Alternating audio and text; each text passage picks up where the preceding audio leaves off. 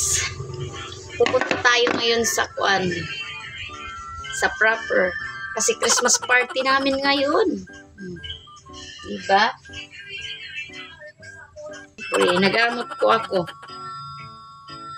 Ate Dakuro, ano ba yun? Colorete sa mukha.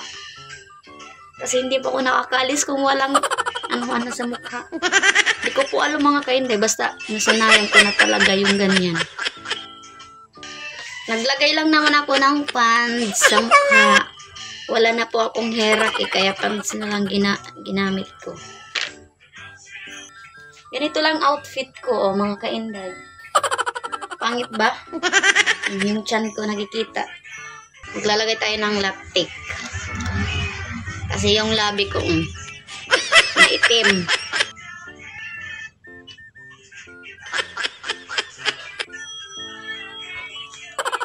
Kasi party po yun.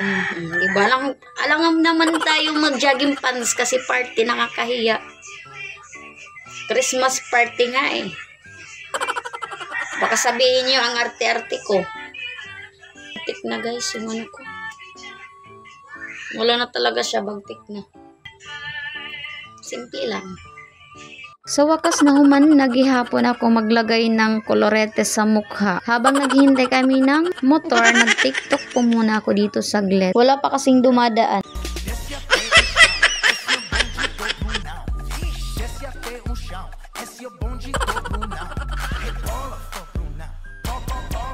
Pagkatapos pala mag-tiktok, may dumaan na pala ng motor kaya sumakay na kami ng aking anak. Pagkarating ng proper bago po mag-umpisa ang Christmas party namin ay nag-meeting po muna. At saka pagkatapos ng meeting ay isa na po ang Christmas party. Tiningnan ko pala ang mga dala ng aking mga kamamshi dito. Kaya ayan, manunukas tayo, may lumpia at saka ano pa, ay kanin at saka may bami.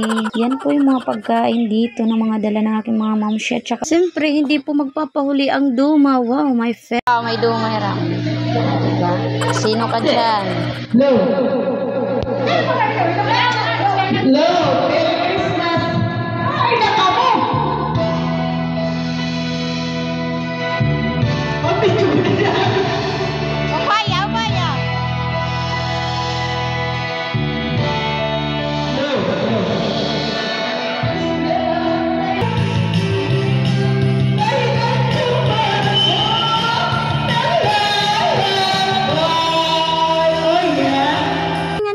Aking mga mamshi, dadshi. Siyempre, nag-umpisa na pong kumain sila kami. Hanggang dito na lang pong aking video. Thank you for watching. Yun lang po ang ganap ngayong araw.